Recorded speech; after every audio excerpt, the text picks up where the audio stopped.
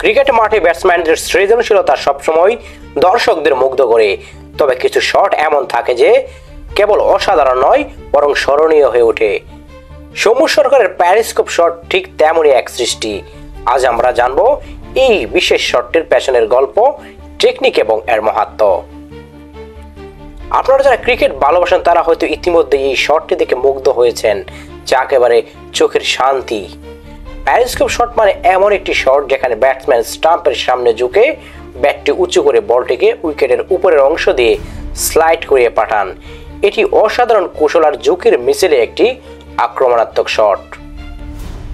এই শটটি প্রথমবার সৌম্য সরকার যখন খেলেন তখন পুরো ক্রিকেট দুনিয়া তাক লেগে যায়। বলটির লাইন লেন্থ বিচার করে সৌম্য সরকারের ক্ষিপ্রতা এবং মুহূর্তের সৃজনশীলতা যেন এক অন্যরকম বার্তা দিয়েছিল।